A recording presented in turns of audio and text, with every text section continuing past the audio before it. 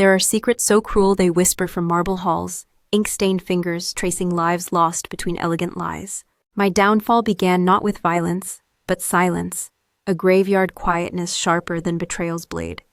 Picture rain-slicked streets, forgotten archives, power cloaked in tweed and shadow.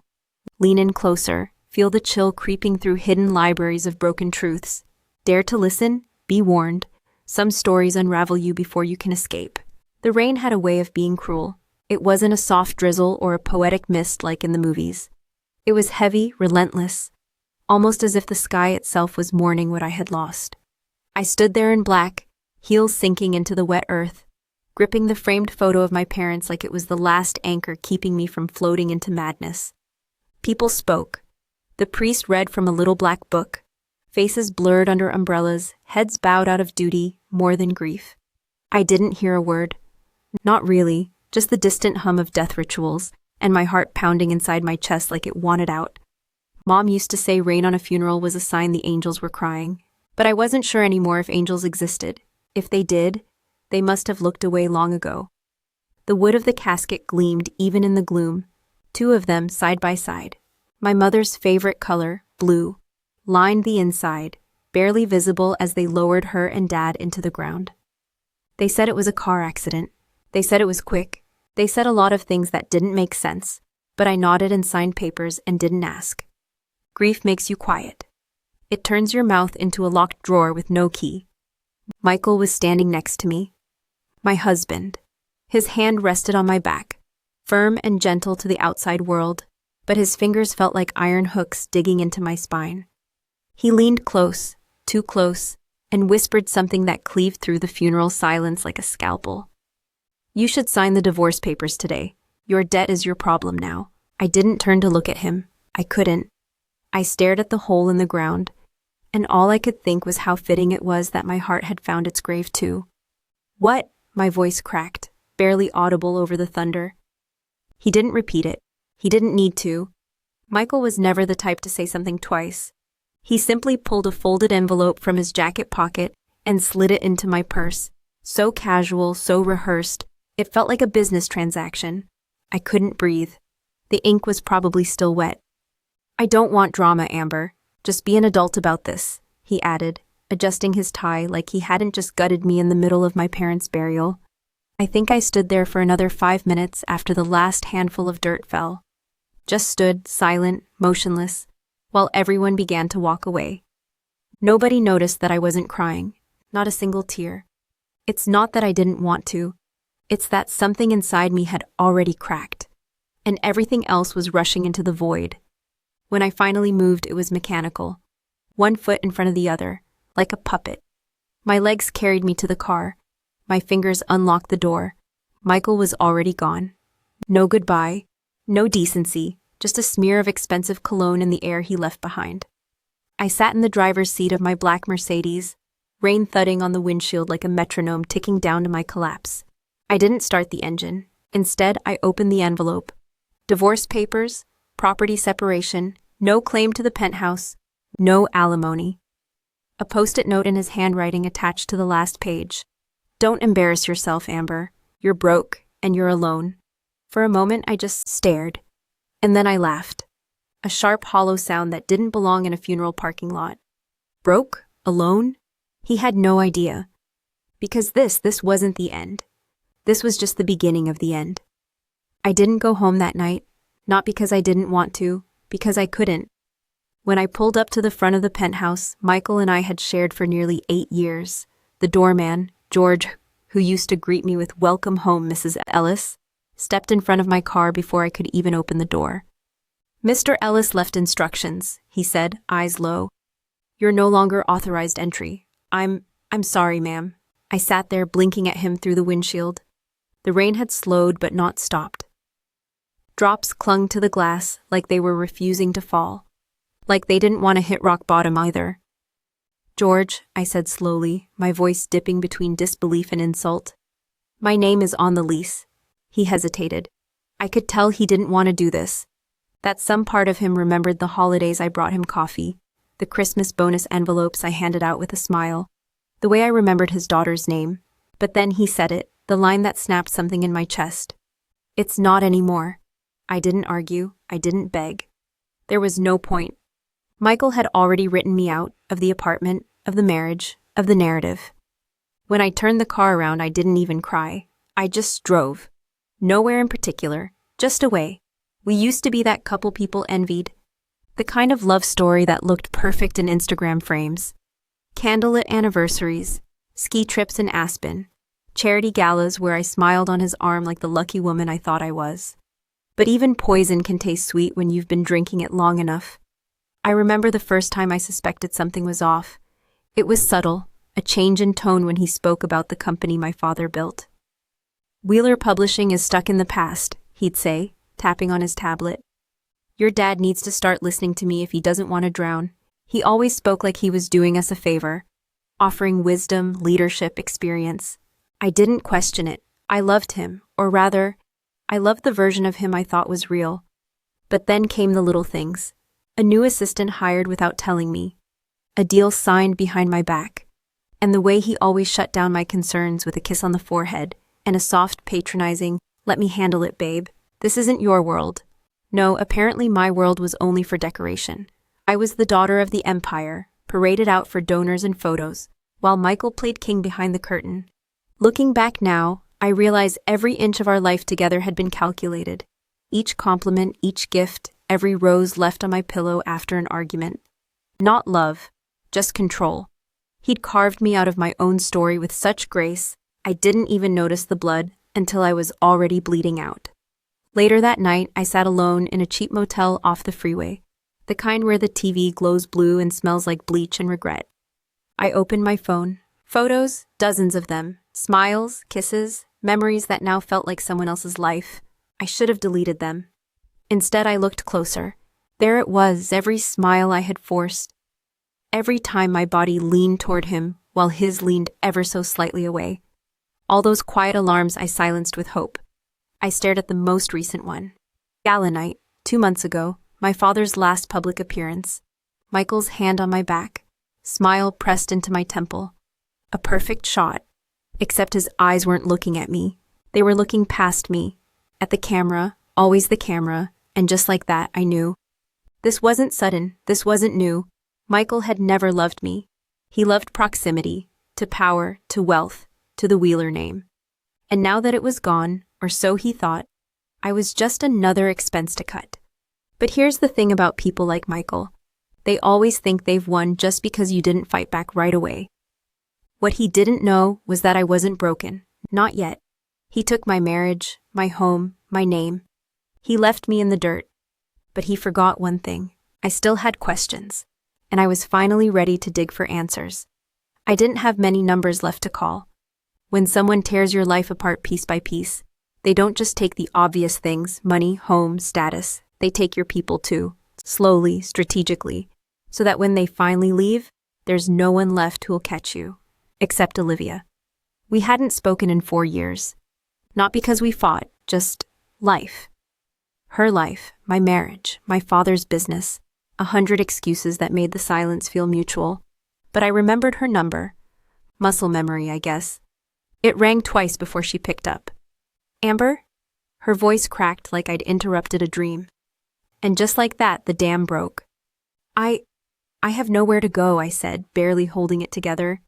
He kicked me out. My parents are gone. I'm sorry to call this late. You don't need to explain, she said, her voice calm and immediate. Just come. I don't remember the drive to her apartment. I just remember the way she hugged me when I got there. Olivia had always hugged like she meant it. The kind of hug that made you feel safe, even when your whole world was burning. Her apartment hadn't changed. Plants everywhere, art supplies spilling out of drawers, the same lopsided lamp she swore was aesthetic chaos. For a second, I felt like I'd stepped back into college, back when we were broke and dreaming and stupidly invincible. She handed me a towel, then tea, then a pair of her pajamas, no questions asked. And for the first time in days, I felt human again.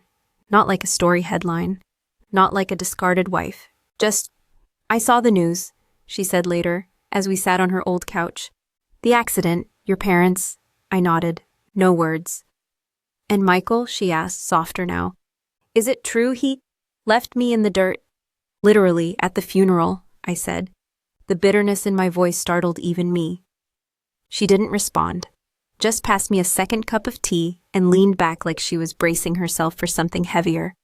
I looked around the room. Her art was everywhere. Portraits of strangers, surreal landscapes, color splashes that looked like emotion frozen mid-scream. I used to joke that Olivia painted things she couldn't say out loud. Now I understood. There are some things that don't come out in words, only in cracks. You know, I said, tracing the rim of the mug. For the longest time, I thought I was lucky to have him. Olivia glanced at me, said nothing. She didn't have to. He made me feel safe, I continued. But looking back, I was always shrinking, bit by bit.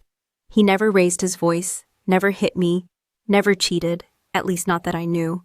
But he chipped away at me like I was stone, sculpting me into the version he could use. She nodded slowly. That's still abuse, Amber. And there it was, the word, the one I had never dared say out loud. The one that made it real. Abo, my throat tightened, but I forced the next words out anyway. I think I was so desperate to be loved, I let him own me. And maybe that was the worst part. Not that he hurt me, but that I handed him the knife and closed my eyes. Olivia didn't pity me. She never had. That's why I had trusted her, even back in college, when the world was made of textbooks and instant noodles and high dreams. She saw through things, through people. Do you know what you're going to do now? She asked. I shook my head.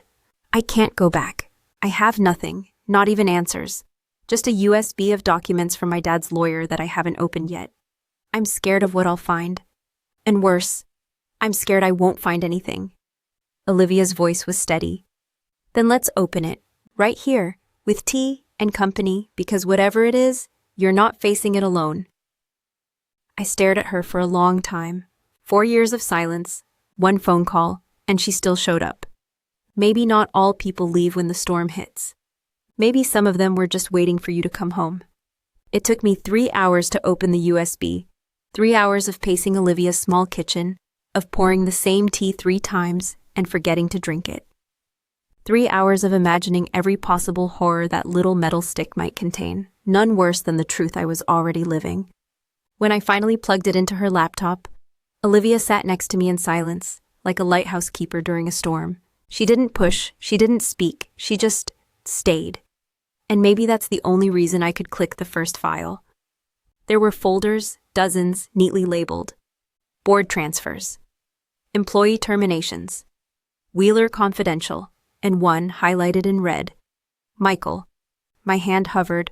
My lungs forgot how to function. I opened it. The first document was a scanned letter. My father's handwriting, unmistakable, clean, controlled, methodical. A letter addressed to me, dated 5 months before the accident. If you're reading this, Amber, something has gone very wrong. I know you've always believed the best in people. That's your strength and your weakness.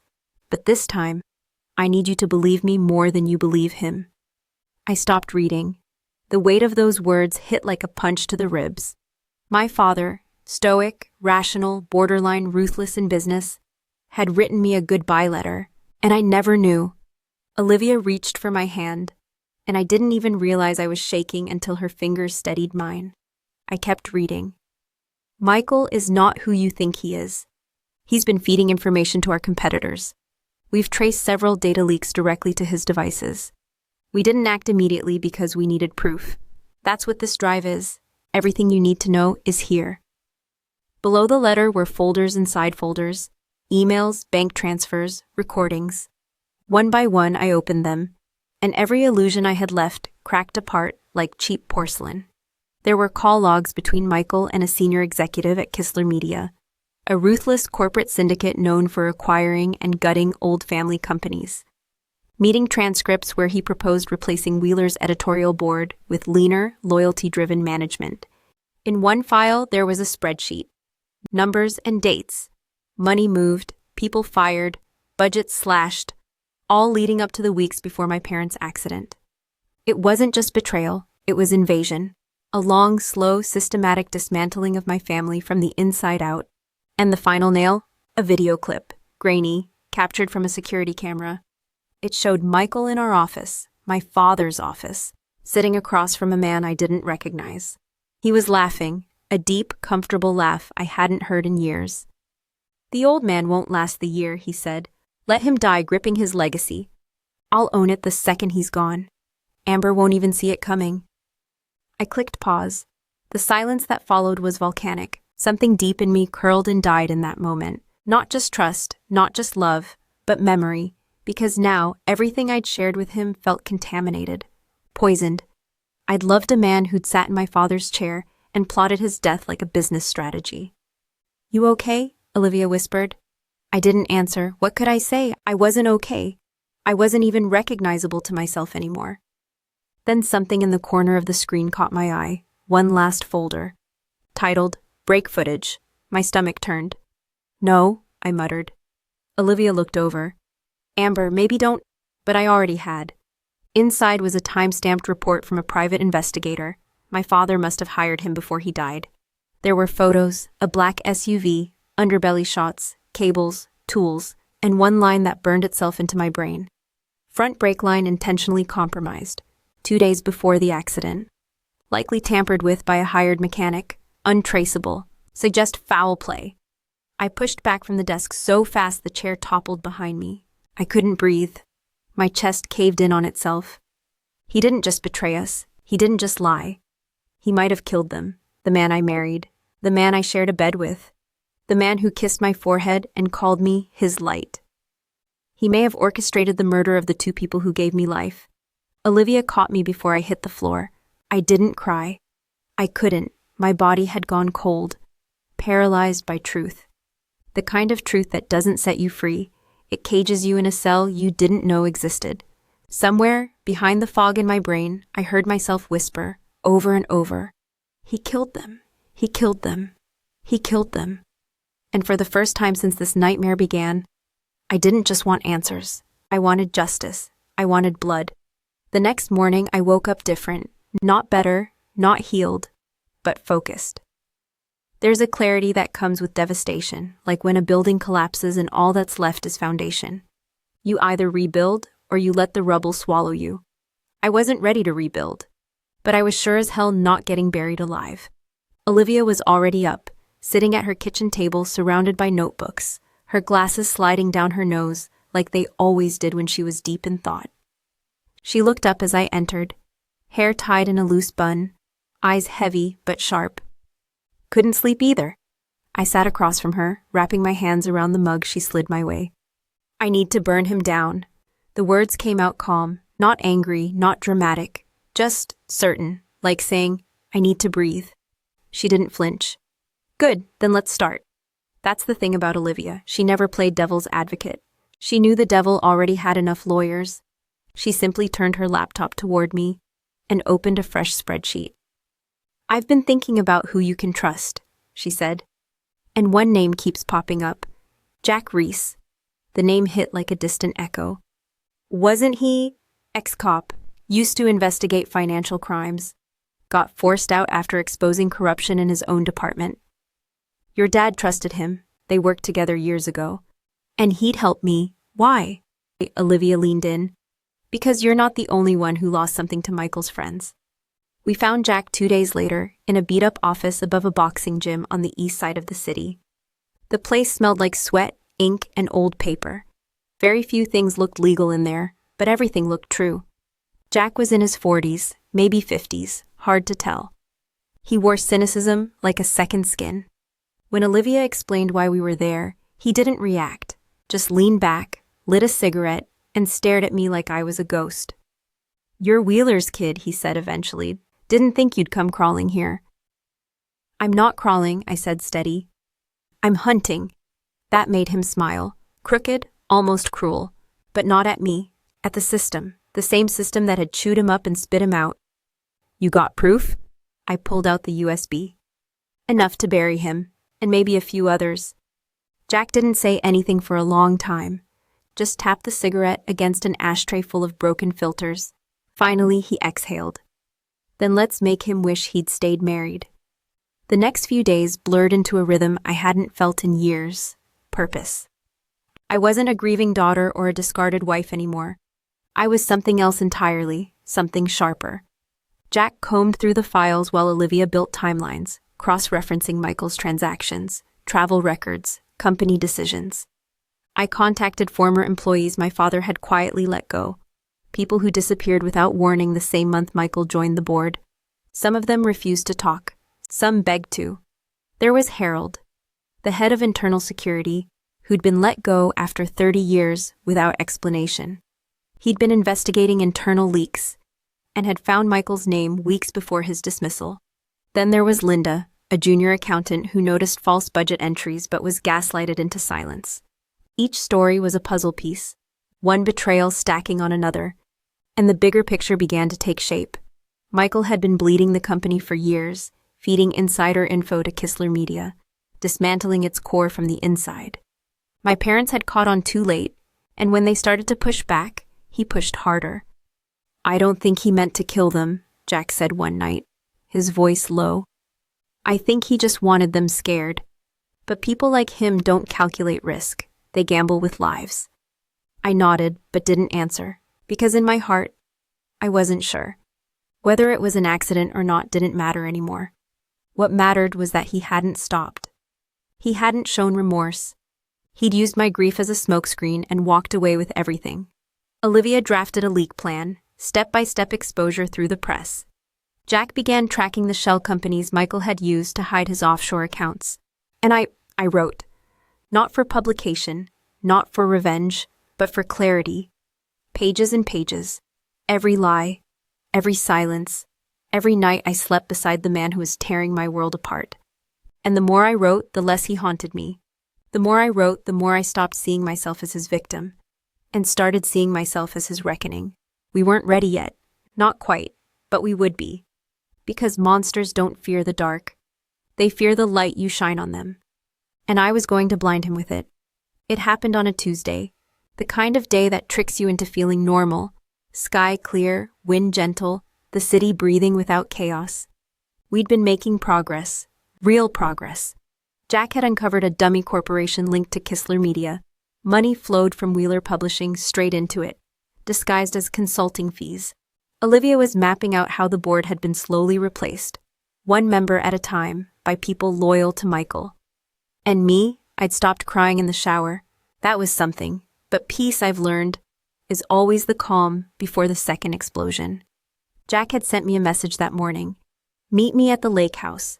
Bring the physical files. It didn't feel odd at the time. The lake house, my father's old retreat, had been abandoned for years, and it made sense to keep our next move off-grid. Olivia was busy back in the city chasing down an ex-Kistler CFO, so I told her I'd go alone. That was my first mistake. The second was assuming Michael hadn't noticed me yet. I arrived just before dusk. The air was sharp, dry. The place looked exactly as I remembered. Weather-worn porch, a creaky swing that used to lull me to sleep as a child. The key was still under the third stone near the door. My father, for all his brilliance, had always trusted too easily. I unlocked the door and stepped inside. Dust, silence, memories that clung to the walls like cobwebs. And then, movement. Just a flicker. A shadow too fast for instinct. My body froze, but my heart sprinted. The air shifted behind me. I turned, and pain bloomed across the side of my head like a sudden sunrise. The world tilted, crashed, went dark. I came to with my hands tied, mouth gagged, head ringing. Blood was in my mouth, sharp and metallic. My cheek pressed against the floorboards and I felt them vibrating. Someone was pacing. Whoever it was didn't speak, just breathed. Heavy, calm, practiced. I couldn't see their face, only their boots, mud-streaked, expensive, not random, not impulsive. This was planned. They hadn't come to scare me. They'd come to end me. And for what? For digging too deep? For getting too close to a truth Michael thought he'd buried with my parents? The fear didn't hit me until the duct tape began to peel from my mouth. A gloved hand gripped my jaw, forcing my head up. Amber Wheeler, a voice said, disguised, low, with a rasp that sounded almost electronic. You should have stayed out of it. I tried to speak, but my jaw throbbed. He knelt beside me, close enough for me to smell leather and smoke. He held up a syringe. Clear liquid, steady hand. Don't worry, he said. No mess. Quick. But before the needle touched my skin, there was a crash. Then shouting, 2 loud pops, footsteps, another crash. The man cursed, scrambled, and then vanished like a shadow into the back door as someone else burst in through the front. For a moment, I thought I was hallucinating, because standing in the doorway, hands shaking, eyes wide, was my father. Alive. He rushed forward, untied me with trembling fingers, whispering my name over and over. Amber, it's me. It's real. I'm here. My hands were numb. My mouth was dry. My brain refused to catch up. You're dead. It came out hoarse, broken. He shook his head. No, we had to disappear. The brakes, they found out. They tried again. We faked the bodies. With FBI help. You weren't supposed to be dragged in. Michael, we know, he said, eyes hard. We've been building the case from the inside, but you went public too fast. They found the leak. They tried to kill you to send a message. I sat there on the floor, bloodied and stunned, while the world I thought had already ended twisted again beneath my feet. My father, my mother, hadn't died. They'd sacrificed everything to bring down something far bigger than Michael. And I had nearly become collateral. Where's Mom? I asked. His face darkened. She's safe for now, but this changes things. We have to move fast. He handed me a phone, a flash drive, a burner ID. You can't go back to the city. Not yet. Not until this is finished. I looked down at my trembling hands, the fresh bruises, the blood on my clothes. He tried to kill me, I whispered. My father didn't answer. He didn't need to. The answer was in his eyes. Yes. And now, we finish what he started. I spent the next 3 days hiding in a motel off a deserted highway, under a name that wasn't mine, holding a phone that rang once every 12 hours with coded instructions from people I wasn't allowed to meet. My father had disappeared again. The reunion was brief by design, and I wasn't angry about it, only numb. The more I processed, the less real anything felt. My parents were alive. Michael had ordered a hit on me, and the company I thought I'd inherit had been reduced to a puppet show, its strings pulled by something far more sinister than greed. It started with the flash drive my father left me before vanishing again. Not the original USB. This one was heavier, encrypted, and labeled simply Layer 2. Inside were folders not just on Michael, but on Kistler Media, the group we thought he was feeding information to. But Kistler wasn't the top of the chain, not even close. They were a front, a facade. The real power moved through shell companies and foreign banks, through think tanks and offshore charities. It laundered money through educational grants, environmental funds, social causes, all clean, all noble, on paper. But behind it all was one name that kept repeating, the Harlow Group. I'd never heard of them. Most people hadn't. That was the point. They weren't a company, they were an infrastructure. They owned stakes in everything from digital media to pharmaceuticals, defense tech to voting software.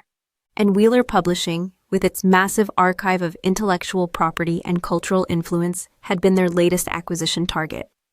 Michael was never a mastermind. He was a glorified delivery boy, a polished puppet with perfect teeth and a moral compass melted down and sold for access. I scrolled through emails between him and a handler known only as S. The messages were clinical, emotionless, targets, timelines, risk mitigation. There was even a list of acceptable fallout scenarios. My name was on it, so were my parents. I wasn't collateral damage. I was part of the plan. Every meeting I had attended, every gala I'd smiled through, every deal I'd supported at Michael's side, they had used me, my last name, my presence, my thoughts, and now I knew the price of that silence. I called Olivia that night using a burner phone. When she answered, her voice cracked with panic and relief. Jesus, Amber, you vanished. I had to, I said. It wasn't just Michael. I told her everything. The Harlow Group, the fake accident, the hit, the real target. She didn't speak for a long time. When she did, her voice dropped low. You realize we're not dealing with a man anymore. We're dealing with a machine. I know. They won't stop. Not unless someone rips the gears out from the inside. Then let's find the gears. Together, we built a new kind of war room. Jack came back into the fold, this time with a different kind of urgency. He'd seen this network before, sniffed around the edges during his time in financial crimes, but back then, he didn't have names. Now, thanks to my father's files, we had names, accounts, dates, call logs, enough to feed to regulators, journalists, whistleblower platforms, and maybe, just maybe, turn a public spotlight onto something built to exist in shadows. But that was the problem. Spotlights can be redirected. Regulators can be bought. And truth only matters if someone's listening. I knew that now, so we worked in layers. We encrypted every file, created decoys, dead drops. Olivia used her art studio as a staging ground for hidden tech. Servers tucked behind canvases, hard drives hidden in paint cans. Jack went dark, only resurfacing to pass intel through old contacts. And I became invisible. No longer Amber Ellis, no longer the heiress, just a ghost hunting wolves in suits. But I wasn't afraid. Not anymore, because now I knew what they feared. Exposure, not justice, not consequence, just visibility. They thrived in silence, so I would scream, not with a voice, but with evidence, with timelines, with names, with the truth they thought they'd buried under money and signatures and blood. But even as we built our case, I knew something else, something I hadn't dared admit aloud yet. If we failed, it wouldn't just ruin us, it would erase us, like we never existed. And Michael, he'd walk away clean, again. We launched the leak at 2:43 a.m. on a Sunday. It was Olivia's idea. Timing matters, she'd said, eyes rimmed red from sleepless nights. Hit them when no one's watching, so by the time they wake up, it's too late to bury it. The first wave was a subtle drop, an anonymous upload to a transparency platform overseas, encrypted files, internal memos, corporate emails linking Kistler Media to Harlow-backed funds and Wheeler Publishing's internal sabotage. We attached no names, just documents, data, cold clinical truth. By sunrise, a few fringe journalists had picked it up. By noon, 2 finance blogs ran headlines that smelled like scandal, but still couched it in cautious language. Unverified allegations, anonymous sources, pending confirmation, exactly what we expected. But behind the scenes, it hit harder than we imagined. Within 12 hours, we saw movement. Michael's calendar, previously public for shareholders, was locked down. Kistler's PR team issued a vague statement about unauthorized leaks. And Wheeler Publishing, the board released an emergency announcement claiming a cyber breach. They were scared, not falling yet, but rattled. And we weren't done. The second wave dropped 48 hours later. This time, names included my father's audio files, secret recordings from board meetings, transfers tied directly to Michael's personal accounts, a timeline connecting the falsified financials to the deaths, or disappearances, of 2 former whistleblowers inside Harlow's network. This time, the press couldn't ignore it. This time, it wasn't a whisper. It was a siren. And that's when everything went wrong. The moment we stepped into the light, they moved faster than we could have anticipated. Jack was the first to disappear. He left the safe house to meet an old contact. Never came back. His phone went dead. Olivia tried tracking him through a secure channel. Nothing. Then came the email. A private message sent to my burner account. We warned you, Amber, but you wanted fire, so here's the burn. Attached was a video, low quality, grainy. Olivia's art studio, our war room, engulfed in flames. I dropped the phone. My breath vanished. She wasn't answering. Her number rang and rang and rang until the voicemail kicked in, her voice, bright and casual and so heartbreakingly normal. I called again, and again. I don't know how long I stood there. By the time the news hit the media, sudden fire claims East Side loft, arson suspected. The headlines were already spinning it. Electrical malfunction, faulty wiring, no casualties reported, but I knew she'd been inside. The silence was too complete, too clean. That night, I sat alone in a motel room, staring at my reflection in the black screen of the dead television.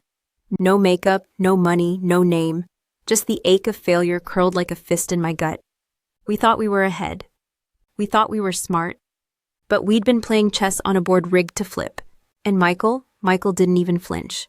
In fact, the next day he resurfaced, smiling, handsome as ever, on the front page of City Now Business Weekly, next to Lana, my cousin, his new fiancée, and a headline that made me want to rip the sky open. Michael Ellis reemerges victorious. Wheeler's former CEO launches global media fund. There was a photo of him, of her, of the baby she was holding. My father's legacy was ash. My mother's name had been erased from the company history page. Jack was gone. Olivia may be dead, and me, I was alive. But only technically. That's when I knew this wasn't just about justice anymore. It wasn't even about revenge. It was about survival, because monsters like him didn't need to kill you to win. They just needed the world to forget you ever mattered. And I was fading, fast. The thing no one tells you about surviving is that there's nothing triumphant about it. No music swells, no credits roll. It's just you, alone, exhausted, and unsure if what's left is even worth saving. I drove back to the city 3 days after the fire, not because it was safe. It wasn't, not because I had a plan. I didn't. I just needed to see the ashes with my own eyes. Olivia's studio was cordoned off, police tape fluttering like weak warnings no one cared to enforce. The air still carried the sharp scent of ruin. Charred wood, melted wires, lost memories. Her paintings were gone. Her notebooks, her maps, the timeline, the names. Everything we had built burned away like it had never existed. Like she had never existed. I stood across the street for almost an hour, waiting for something, grief, clarity, a miracle, but none came. Just a slow, creeping numbness that settled in the space behind my ribs. I had nothing left to offer the world. No name, no allies, no cause that hadn't already been gutted and sold back to the public with a different face. And yet, the city kept moving. People passed by me without a glance.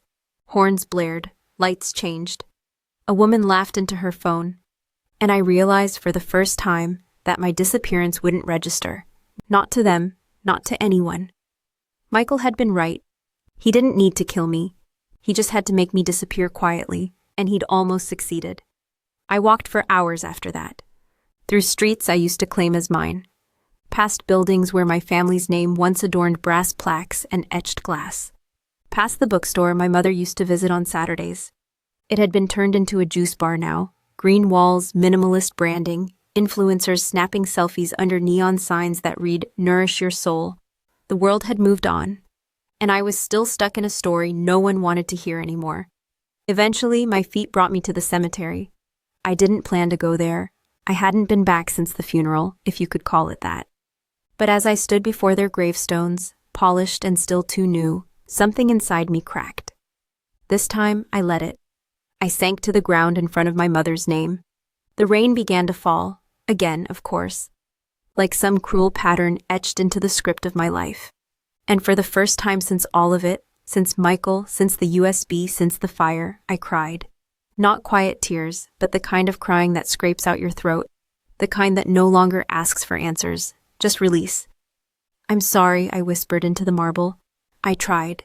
I told them everything, out loud, as if they were listening, about Olivia, about Jack, about the truth I found, and the truths I couldn't carry, about the world that rewards monsters and erases the ones who stand in their way. And then I said the one thing I never thought I'd say. I don't know if I can keep going. The wind picked up like it heard me. The trees rustled. And then, nothing, no sign, no message, no ghostly warmth on my skin. Just silence, the kind that feels permanent. I don't remember how long I stayed there. Long enough for my clothes to soak through. Long enough for my body to feel small and shrinking and unremarkable. And when I finally stood up, something had changed. Not hope. That was gone. Not anger that had burned itself out. But resolve. Cold, heavy, final. I would disappear, yes, but not quietly. If I was going down, I'd leave claw marks in the walls. And I'd make damn sure Michael heard every scream. I never got my final confrontation. There was no courtroom scene, no dramatic takedown, no gasps as hidden evidence was revealed. Just silence, like all things in my life now. Michael never answered for anything. A few weeks after Olivia's studio burned, he left the country, officially to pursue philanthropic opportunities abroad.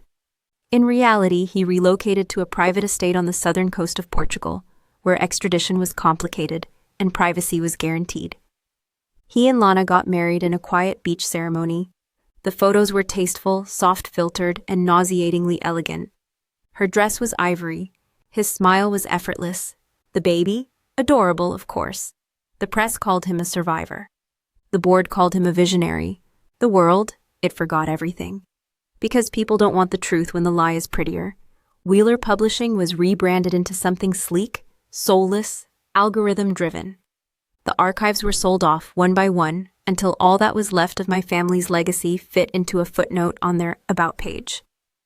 Founded in the early 20th century by literature philanthropists, now part of the Harlow Global Media Network.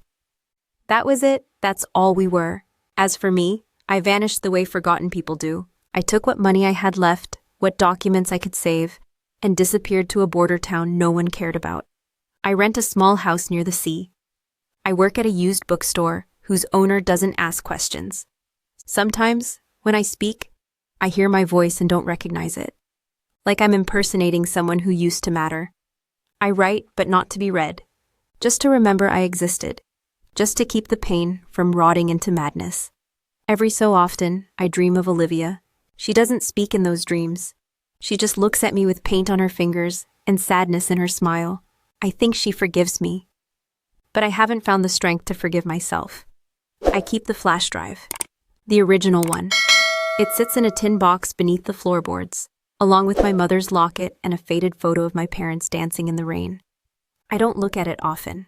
Not because I've forgotten, but because I remember too much. There's a weight that comes with knowing the truth and having nowhere to put it. No court, no justice, no one listening. I could release it again, try to light another fire, try to scream loud enough for someone to finally care. But I don't, because I know now, some monsters don't fear the truth. They thrive on your belief that the truth still matters. They didn't kill me, but they erased me, bit by bit, until even I struggled to find pieces of who I used to be. But here's the thing, you can't kill something that's already ash. And ash has a way of settling in places you'll never clean. So I live, quietly, wrongly, unforgiven. And every morning I wake up with one thought. He didn't win. I just didn't get to fight on my terms. And that, perhaps, is the cruelest ending of all. A war no one knows, you lost.